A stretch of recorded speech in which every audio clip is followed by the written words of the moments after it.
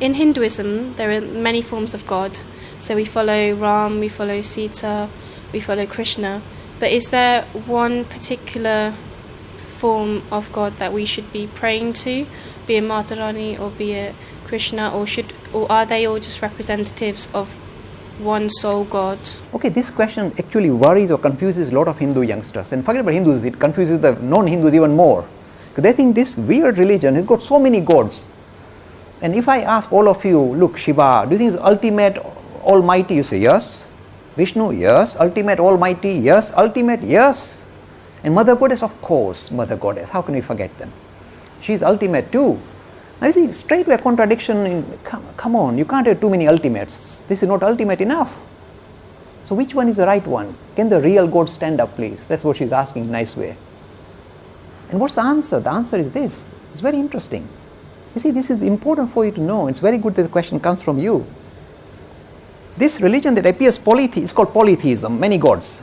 And then you all say, yeah, many gods, yes, we'll all go, yeah. Actually, it's not polytheist. It appears polytheist, it's actually pluralist. It says the same ultimate reality that you are trying to relate to, you can call it by different names and give it different forms. Names and forms can be different, but the same reality, ultimate reality. So not many gods, but many ways to think about God. This is a big difference. If you said many gods, it's a naive, not well thought out religion at all. They have not thought it out properly. When I say many ways to think about God, that's grand, it's majestic. It allows different individuals to relate to the idea of spirituality in his own individual mode. So a different group will say, oh, we love Krishna, okay, sing his glory. Oh no, we like Shiva. Go for it, my friends. The way you are relating to the ultimate is through the name and form of Shiva. Go for it. This is the answer. The name the Hindus give the comprehensive idea of God is, you'll be surprised, is Brahman.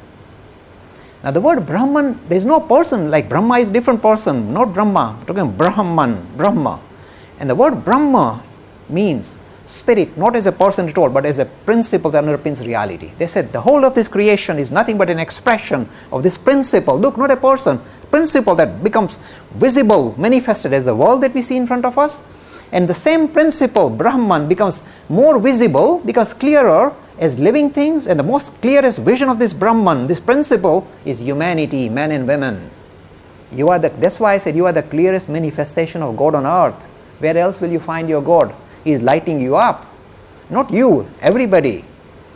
So this is a principle-oriented religion, but then it allows a personalized approach, because he said, look, why should we, in that case, why don't we just talk Brahman, and why should we have bother with Ram and Krishna and Shiva and Mother?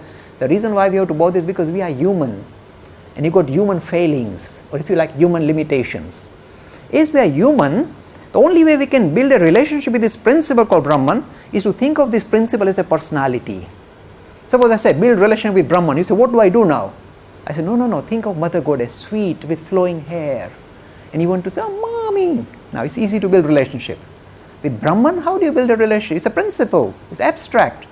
When you turn that principle into a personality, then you can build friendship, relationship, like a mother figure, father figure, friend. See, the Hindu religion is the only one that allows you to think of God in a variety of different ways. Not just father in heaven, like Christianity, mommy in heaven. Why not mommy? Mommy is a sweeter, kinder, cuddlier, less hairy than daddies. Why can't you think of God like mommy? Why daddies all the time? Why fixation? In fact, the Gayatri that you just recited gives you the clue of the Hindu tradition. This is what it translates as, let us meditate on the glorious effulgence of that Supreme Being who has created the universe. May she enlighten our hearts and direct our understanding. She, addressing God as she. The central prayer of the Hindus think God is a woman. See? Because we are human, we like to relate to this principle in a human manner. That's why we create all this imagery. Let's go for it. The same one becomes all this. People say, how do you reconcile principle and personality? This is how we reconcile. It's like ice and water.